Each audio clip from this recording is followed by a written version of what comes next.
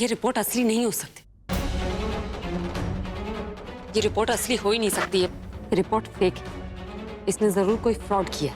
ये बात तो मैं तुम्हें भी कह सकती हूँ। फ्रॉड करना तो तुम्हें भी आता है।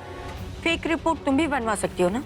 मैं फेक रिपोर्ट्स क्यों बनवाऊंगी? तो मैं क्यों बनाऊंगी? क्योंकि तुम्हें पता चल गया था कि मेरे पास तुम्हारे बच्चे के डीएनए रिपोर्ट्स हैं जो इनसे मैच नहीं करते।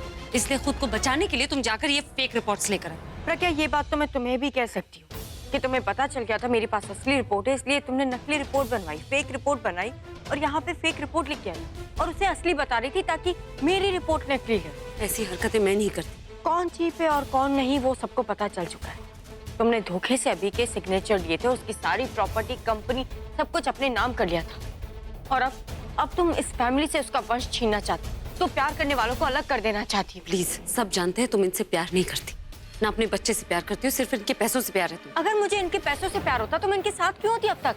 क्योंकि तुमने तो इनके सारे पैसे छीन लिए, अपने नाम पे कर दिए और तुम्हें डर है कि अगर मैं अभी के बच्चे की माँ बन गई तो उसकी प्रॉपर्टी, कंपनी, सब में तुम्हें शेयर देना पड़ेगा और इस बात से तुम डरी हुई हो, इसलिए मेरे बच्चे को किसी और का बच्चा बता रही हो तुम। मैं ऑलरेडी साबित कर चुकी हूँ। इस डीएनए रिपोर्ट के बाद कोई शक की गुंजाइश ही नहीं है। ये बच्चा इनका है ही नहीं। सबूत मेरे पास भी है और ये डीएनए रिपोर्ट असली है। तुम्हारी ये रिपोर्ट्स फेक है। फेक रिपोर्ट तुम्हारी है। तुम कौन होती हो सच झूठ का फैसला करने वाली?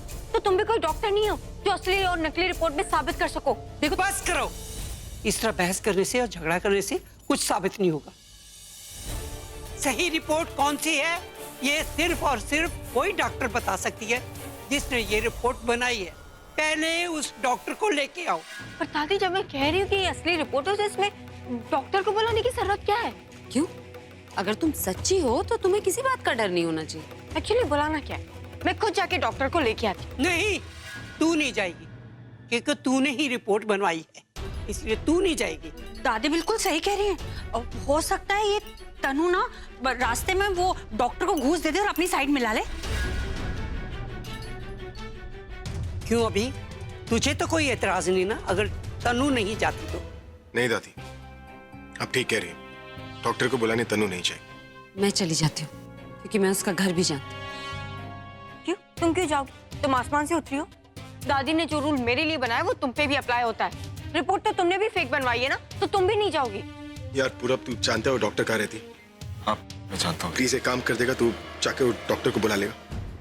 हाँ, मैं उसे बुला कर।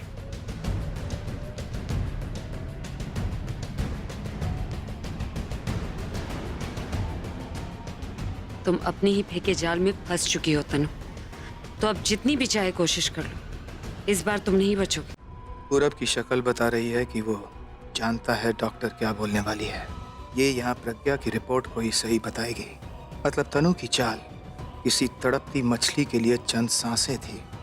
सांसें खत्म, खेल खत्म। प्लीज ये रिपोर्ट्स देख इन सबको बता कौन सी असली है कौन सी नकली। नहीं, आज नहीं। देख, इस दिन का बहुत इंतजार किया हमने और अब जब ये दिन आया तो तू तो यहाँ से नहीं जा सकता। स्पेशली जब तक तनु तेरा नाम नहीं बोलती, तू यहीं पे रहेगा और अगर तूने जाने की कोशिश की तो तनु के बिना कुछ बोले तेरी ऐसी हालत करूंगा कि याद रखेगा। चल, खड़ा हो जा। Thank you so much Sheela. Thank you, तूने सच का साथ दिया और मेरी इतनी मदद की। ओ गॉड जी, क्लाइमेक्स खत्म हुआ तो मेरी सांस में सांस आई और अब नया ड्रामा शुरू होगा कि तनु का आखिर होगा क्या। ये बच्चा ही था ना जिसने हमें जोड़ कर रखा था। लेकिन अब क्योंकि मैं इस बच्चे का बाप नहीं हूं तो हमारे बीच में कोई रिश्ता भी नहीं। अगर हमारे बीच में कोई रिश्ता नहीं है तो तुम इस घर में क्या कर रही हो? Out, get out. I said get out. नहीं अभी, प्लीज ऐसा मत कहो। मेरी बात पे यकीन करो। ये तुम समझने की कोशिश क्यों नहीं कर रही? प्रज्ञा झूठ बोल रही है, सब कुछ झूठ है। और अभी मैं तुम्हें छोड़ के कहाँ जाऊंगी, कहाँ रहूंगी? बस, क्या जरूरत है मेरी मदद करने की? हाँ, मैंने तुझे बताया था ना कि मेरे पति मेरी जिंदगी है, मेरा परिवार है, मेरा सब कुछ है। ये सब डीएनए टेस्ट ये मेरा आइडिया नहीं था। अगर तुझे मेरी मदद नहीं करनी थी तो बता देती, लेकिन ये सब करने की क्या जरूरत? I am really very sorry. Oh God ji, ये तो क्लाइमेक्स का एंटी क्लाइमेक्स हो गया। इतना सस्पेंस तो किसी जासूसी फिल्म में भी नहीं होता। नाखून चबा चबा के मेरे आधे हो गए। देख लिया आप सब लोगों ने, देखिए प्रज्ञा कितना झूठ बोलती है। ये पैसों की लालची है, पैसों की पुजारन है।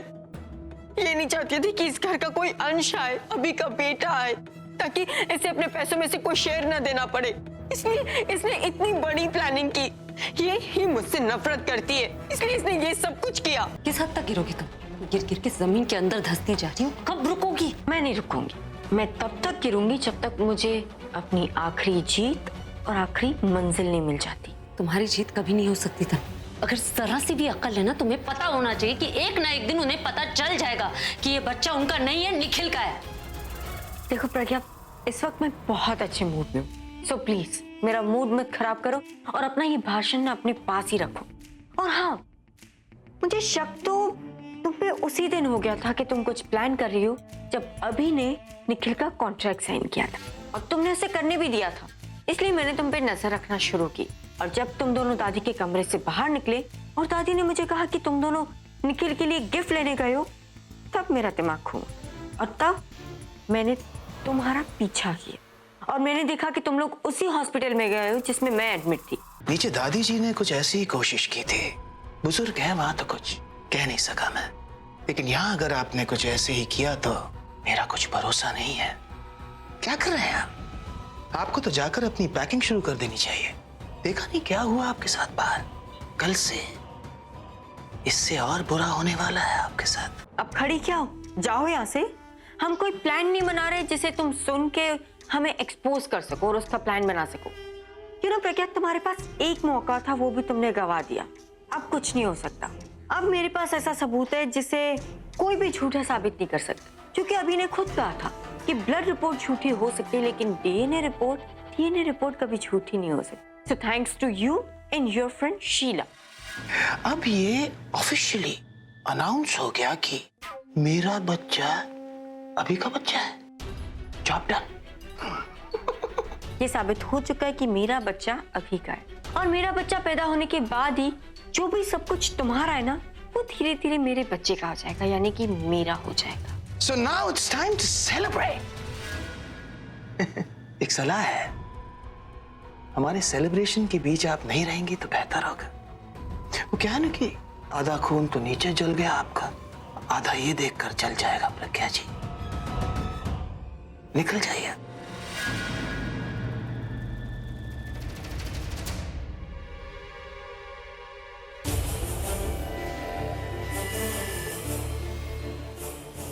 मैंने क्या सोचा था और मेरे साथ क्या हो रहा है? सोचा था ये तनु का झूठ देखकर मुझे हमेशा के लिए अपना लेंगे, पर तनु ने तो अपना झूठ और भी पक्का कर लिया। डीएनए रिपोर्ट देखने के बाद तो ये कभी तनु पर शक नहीं करेंगे। अब कैसे प्रूव करूंगी तनु की सच्चाई? पता नहीं कभी कर पाऊंगी या नहीं।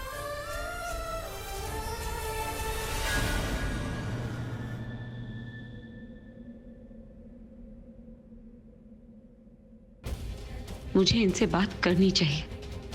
क्या पता अकेले में ये मेरी बात समझ जाएं।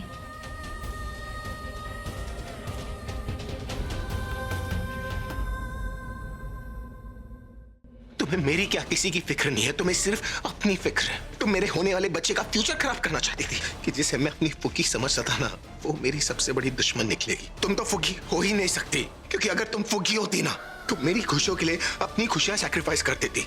और अगर तुम्हारे लिए रिश्ते कोई मायने नहीं रखते तो मैं तुम्हारे साथ कोई रिश्ता ही नहीं रखना चाहता।